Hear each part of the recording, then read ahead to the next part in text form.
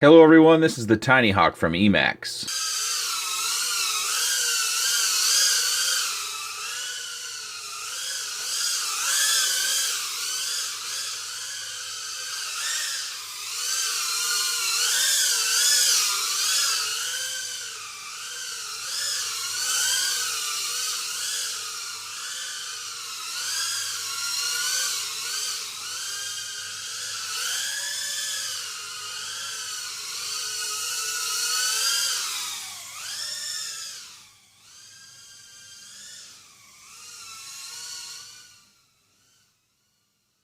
The single board stack under here features a Maytech F411 flight controller, 3 amp 4-in-1 ESC, TH08025 15,000 kV motors, 600 TV line camera, 25 milliwatt VTX with smart audio, Tiny Hawk props. It weighs just over 28 grams. With the battery, it weighs just over 41 grams. It's a stretched X. Motor post to motor post, I'm getting about 77 millimeters. Comes with a 1S 450 milliamp high volt battery, a case, and a manual.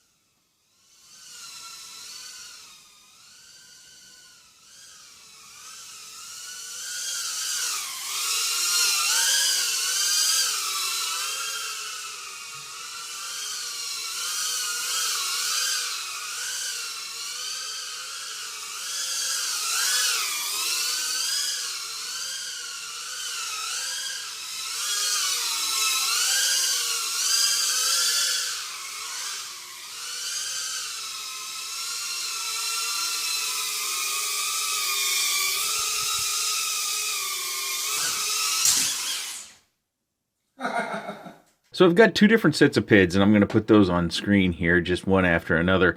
And the reason behind the two different sets of PIDs is because I did some yaw washout testing. Some of you might be familiar with that. We've seen most of the other brushless whoops suffer from that. You know, as we've gone brushless, we've expected these things to fly much more acrobatically, and we've been seeing people do dives and people wanting to do dives. And so I did that testing, and what I found was, typically, when you're doing the dives, it doesn't really suffer from that yaw washout, but it can. What does that mean? I can't pinpoint exactly what you need to do as a pilot, other than to make sure that you're not trying to bottom out. So in other words, when you're coming in from a dive and you try to pull up hard right at the last minute, if that pitch up as you're coming out of the dive is too quick, then you're probably going to suffer some sort of yaw washout, whether that's a heavy pitch up and a jerk, which I did experience, I think, 2 or 3 times, and I was actually trying to draw it out. But most of the time, if you come in and you have more of a swooping motion, a more normal, that will be fine. You can probably tell I did finally break a strut on this. I actually messaged one of the EMAX pilots and I asked him, has anyone managed to break this thing? Because I had completed my inside flying and I had bounced this thing off so much stuff in my house. I just kept thinking after a crash, and I would hear it smack into something, that it would eventually break. But eventually, I guess you could say I accomplished that. And this was all I could break, this little piece right here. You can see it's a little weak up top and it snapped off here. I think if we used some of our favorite welder, or if you like JB Weld, or whatever your favorite adhesive is, I use JB Weld to repair my plastic parts. I use it for a couple of reasons. It stays flexible, so it's not likely to cause another part to break more unevenly, so to speak. And I can pull it off if I need to, because it's not on there forever, so to speak. I use it on electronics as well, like when I'm securing a UFL antenna down to the VTX. I can pull that stuff off if I'm very careful, but it also keeps a very good bond as well. So I think most people, unless you're flying like I fly, which I'm hearing is very rare, I'm sure the EMAX pilots, don't get me wrong, I'm not trying to say I'm some sort of elite pilot. I am quite certain, with all the people who are out there flying, that there are people who fly much faster and much better than I do. I just think in reviews, you probably won't see a lot of people flying as fast as I do, especially inside. That seems to be a rarity, at least from what you guys are telling me. So I think, even with my breakage, if you're not flying like I do, at the very least, you'll probably have troubles breaking this. If that's an accomplishment we want to look for, is breaking our quads. It's a little bit what we do with quads, though, but I was pretty impressed with the durability, that one little bit, and I left it like it was in my outside flying because I wanted to remember to show you that. I didn't want to skip that because durability with these little whoops is something a lot of people look for. I'm sure with EMAX, and that's probably one of the bigger selling points with a Tiny Hawk, is that getting components to fix your Tiny Hawk should be relatively trivial. I think you're going to find these components at just about all the US sellers. You can also go direct to EMAX and get those directly where you can buy yours at. If you're overseas, I wouldn't be surprised to see these pop up in local shops as well. You probably know your local hobby shops better than I do, but EMAX is a big company. They went from a component maker, now that they're making entire vehicles. We've seen this several different times now with the Baby Hawk, the Baby Hawk R, the Baby Hawk R Pro, the EMAX 5, the Tiny Hawk. They're really coming a complete quad manufacturer, and they take a lot of pride in their work. And they're doing something quite unique with this. And you have, obviously, the props on the bottom side. You have to choose whether this design is for you or not. I can't tell you if it's for you. I can only show you how it flies and then talk about my experience with it. Again, we have these on the bottom, and we do have these Tiny Hawk props. We may see other manufacturers, if this becomes a wildly successful product, I wouldn't be surprised to see other manufacturers jump in the prop business. But I don't know if there's a whole lot of margin in props, really, because, like I said, I broke this, but the props, they look perfect. I mean, I know that if you squeeze these, you can get it to touch like that, but the material they've made out of these props, it's apparently very, very robust. So I think the market for other players to get into Tiny Hawk prop manufacturing is quite small, just because we're not going to be going through them much. I can't imagine needing another set. And speaking of that, you don't get another set when you buy yours. At least that's my experience so far. Of course, this is, the marketing release. This is probably early production. And, these have been sent out from EMAX, and we've all had a lot of direct contact, and there's been all sorts of stuff online about this. But I was pretty impressed by the props. And one of the things that hopefully you noticed it in the flight footage is there's that little sing it does when you do a hard 180 turn. I really like that little zing right there before you get going the other direction. That's just a sound I enjoy listening to when I fly. As far as other things, it's dead simple. You know, we've got a nice cutout here. You can reach your VTX button if you need to change your bands and channels through the button press.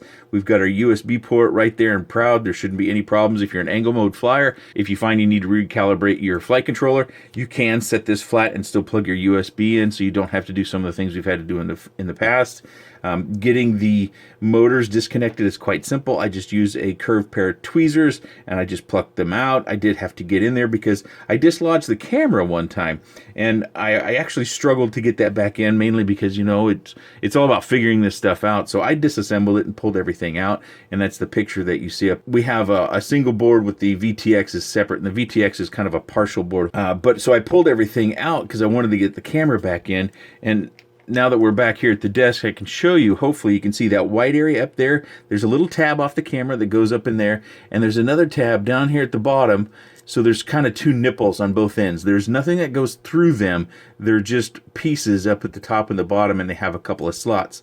And you have to get that in there. What I found, because I did knock it loose several times, and you can see my canopy's fine, is that it's easiest to get it in there by pinching this plastic and squeezing and then manipulating the camera in the mounts with your hands on the lens. Of course, you don't want to be real heavy-handed with your hand on the lens, because you could pull the entire lens assembly off the board, and then you're looking for a new camera unless you can repair that sort of thing. But that's why my antenna's sticking out, because I did have everything apart, and when I put it back together, this antenna poked out, and it didn't bother me, so I just left it. Also, I did fly it outside a fair bit, doing that yaw testing and then just some generic flying, and that's what you're seeing up here. And it flies fairly well outside. Of course, with all these machines that are so light, that are ducted or prop protected, wind will have an impact, so don't go out and expect to fly in 10-mile-an-hour or greater winds. It will push you around. You can try it, but I think the flight experience might be a little bit more modest or a struggle. As far as the design of this thing, it's really designed for racing. You know, they went with a Stretch X.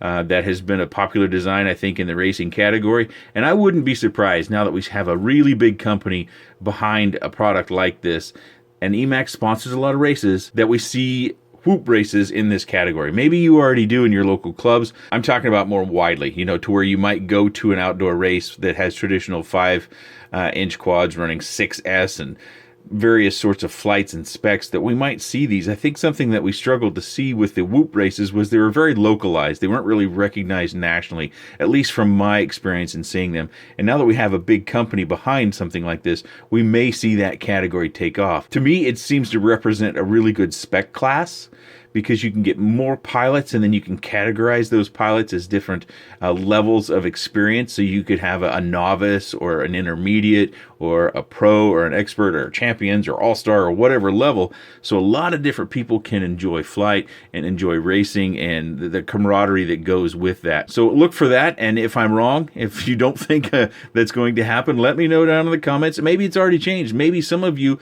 are in flying areas that they already do this sort of thing. And as we see more and more of this sorts of product, it's just going to widen the scope of different machines like this that we'll see in races. If you were impressed with the flight footage, I am using the Fat Shark HDOs. They're really nice goggles with the rapid fire immersion, and I did update that. That was recommended by What Are You, and I am running 2 of the Axie antennas. My wife actually bought these for me as a little bit of surprise, and I got the whole kit purchased by her, and it arrived on her doorstep one day, and it gives very, very clear video. And I'm pretty happy with this setup. I've been happy with my past setups, but it's a new level of happiness. Even though this is a racer, you can do flips and rolls, and I've done those things. I do wish I had furniture in the house. Furniture is coming tomorrow, but so I've got that big open space to fly around. It's thankfully still down in the cluttered basement where part of the furniture resides. I was able to do more of a course style of run through there, and of course we have the spare room and my little center down here where I do all these sorts of things where I can fly through those doorways, and it's just a lot of fun. I enjoy it quite a bit. One thing I need to draw your attention to is I did experience fail-safes outside. And when it typically happened, it happened at the end of the battery, down when you get around 3.4 volts. If you hit the throttle very hard, you would see RX loss, or you would see the quad kind of just snap. where you didn't have that smooth control. It would kind of lack control, and then it would adjust to regaining that control. So you do need to be careful if you're flying this outside and your battery starts to get low. You might want to pump up the minimum voltage on your battery warning so you're aware of that. That could be a limitation of these connectors. I'll show you an up close of the connectors best I can. To me, that does look like the metal that's folded over. Some people don't like that connector. Of course, if you're that sort of person, I fully expect you to get your own pigtail and solder one in there. But the reason why I bring that up is because of that RX loss. I don't think it's an electronic component fault. I suspect it's a voltage issue. We are running 1S. We are demanding a lot of this thing by flying it fast. You know, you start to get above 60 to 70% throttle and you're already down at, say, 3.4 volts on your battery, that it just can't keep what I presume is 5 volts running to the receiver on the board. The electronics make some sort of adjustment, then you end up with that RX loss. So it's something to be aware of. Inside, I didn't experience that. But of course, inside, you may be such an extreme pilot that you can get to 70+% at the end of your battery when you're flying. Maybe. I don't know. I didn't experience it inside. I've shown you the flight footage that I can see, but I wanted to make sure that, you know, as a reviewer, we kind of have to pull out all these little nitpicky things so that you're aware of it and you can make the best possible choice with your money on whether or not this product is something for you and whether or not this product is going to give you the sort of flight experience that you desire. The receiver that's inside is a D8 receiver, so you won't have 16 channels. You just have the 8 that you need, and really for quads, do we need more than 8? And the VTX also only has 37 channels, which includes the bands that are FCC legal. So obviously they are not wanting to do anything that would get any of us in trouble, and there obviously is a company doing the right thing by FCC standards. The beeper does work, but it's not an actual buzzer. It's the beeper that you get using the D-Shot commands and getting the motors to make the sounds for you. So the beeper isn't necessarily loud, but it does help you find it. Matter of fact, I got it stuck in a tree or a bush when I was doing the yaw testing, and the beeper did help me find it. You know, obviously I knew it was in that bush, but quite honestly, I really struggled to find it until I actually went back and walked over to my radio, got the radio, and kicked on that D-Shot beeper, and then I was able to locate it a little bit easier. You may be asking yourself about flight time. It says 3 minutes and 30 seconds to 4 minutes on a lot of the marketing materials, and I fully expect you to be able to get that if you're flying inside. If you're flying outside and you're using higher throttle, then don't expect to get that. Expect to get something lower. You may get less than 2 minutes if you're really going hard outside, but that's not the design. This is designed to be in tiny whoop-like races. Indoors, in a bar, in a library, in a gymnasium, in a warehouse, what have you. Some space where you can fly something like this and have fun races. They're also probably going to be coming out with some kits, starter kits, you might say. I haven't seen this yet, but there's an indication that they might have a remote control, so where you don't even have to bind, it comes bind ready, and a little set of goggles. Of course, it's all going to be EMAX branded, and it'll probably be this white. So if you have somebody coming up at the holidays that you're hearing about quads and you maybe looked into this video, you might look for one of those kits. I'll put links down below, but as of right now, I'm not aware of it being available to purchase anywhere. So as I hear about vendors getting them, the first link I'll have down there is to EMAX's website. You can check their site and see if it's available. Hopefully I can find a link to that in the morning. They're supposed to be launching this in the morning. So some of you might ask what this is made out of, and I won't say that I know, but it has been stated in the materials that have been sent to people who have one for review that it's polypropylene plastic. So that's what they're saying it's made out of. Maybe it is. Maybe it's some mix of that and something else. Maybe that is a mix. I don't know. I'm not a plastics expert. Just want to give you the information. Something that I didn't talk about earlier was the motors here actually have bearings in them. So it's a new dawn of these micro brushless. We now have super small bearings, and that will help to keep the life and the motors running smoother longer. So it actually should help you have more flight over a longer period of time that's more enjoyable, because as the motors wear down, if they didn't have bearings, they would wear down a little bit quicker, I suspect. I have been flying a lot of micro brushless indoors. I think I'll put a link down in the playlist. I think it goes back a year and a half, maybe 2 years now, and I think I've done about 25 micro brushless, everything from 2-inch on down, and I really enjoy flying in the house. Of course, not everyone has a house like ours. We're very fortunate. We live in the Midwest. Real estate is very cheap.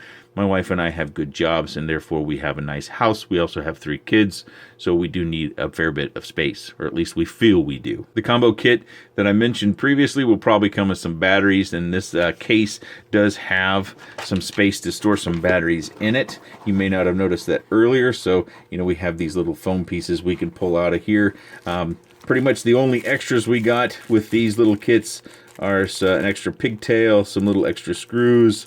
I'm not certain. Oh, those are grommets for the flight controller ESC board, and then we got a multi-charger here, which is kind of unique. I don't think I've seen one like this before. So it's a USB multi-charger for your batteries. Of course, I just used my hobby grade charger. I didn't even check this to see if it worked.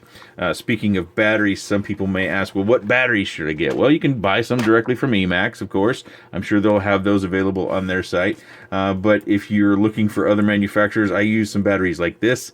I've got about 15 different 450 milliamp high volt batteries. I think they're all probably made by the same manufacturer. They're all so similar in dimensions and weight. There could be some variance. Maybe there's 2 manufacturers. It's just, I have yet to hear of anybody that's being able to establish that the batteries are different in some way from one model to the next. They look so similar. I would have to expect that they're coming out of the same places. Of course, you have different C ratings. I've talked about this in the past, that C ratings really don't mean much to me anymore, because I've seen low C rating batteries perform better than higher C rating batteries. So C rating, I see it as another part of the label to where you can use to identify the battery. So if your buddy says this C rating is good, just use that to identify the type of battery you want to go after. But I show you this here so that you know that this one is rated exactly like the G&B, so it's 80 to 160 C versus the LDARC is rated 50 to 100 C. Information, use it as you will. I talk about price point and value, but I really don't know what this is going to go for. I expect it to come in around $100. I could be way off, but I just don't know. And none of the materials that I received stated a price. So hopefully I've got a link down in the description that will lead you to a web page, probably EMAX's website again, to where you can look at the price and then you can make a further decision about this model is for you or not. The last thing I have to cover is turtle mode. It is a feature that we've come to use and expect. It's awful handy for flying inside, but unfortunately I couldn't get turtle mode to actually work. And I don't mean work in the sense of turning it on and the prop spinning, but rather I couldn't get it to right the machine. So when it ended up upside down, I couldn't get it to actually flip back over. I tried a bunch of different times. I am told from the EMAX pilots that you can do it. There's quite a bit of technique for you, but I can't help you with that because I wasn't successful in my attempts of getting it righted from an upside down position. I would say this, I don't think it's worth your time trying forward to backwards, because I just think with this elongated Stretch X frame, you're going to be able to right it this way. You're probably going to have to right it left or right on the stick. So to get it right side up. If you're not familiar with turtle mode, hopefully you understand that if you crash upside down, you disarm. You turn the switch for turtle mode on, which you set in the Betaflight settings. It should be set by default. And then you rearm, and then you hit a direction on your right stick to get the machine to flip over. And then you disarm, turn off turtle mode, rearm, and you fly away. Now, if you're wanting my opinion about this versus other 1S brushless, I think it comes down to a few points. It flies very well. I showed you the flight footage. You're going to have to go back and watch the other videos and make a decision what you think is better. It's really hard for me to tell a difference. I do like the fact that this comes pre-tuned from the factory, and I've shown you the 2 different PID tunes that I'm aware of. I don't know what they're actually going to ship with again, but you can try either one of those tunes and see which ones you like better. It comes with a lot of expo, or at least mine came with a lot of expo on the throttle and a lot of expo on the right sticks for pitch and roll. And I had to turn that expo way down. I'm a high rate guy, and I like to have those sticks very, very sensitive when I'm flying. Otherwise, I just can't manage to fly in the house. So that's one thing I did have to change out of the tune. I'd left pretty much everything else the same, except for maybe the OSD. I moved some things around to where I'm used to seeing them. And if you visit this channel very often, you're used to seeing them in a certain location as well. I believe I've covered everything I can think of. If you have any comments, questions, suggestions, or otherwise, please let me know in that section down below. I appreciate your time. And thanks for watching. And if you've made it all the way to the end, what do you think of that logo right down there? That's brand new.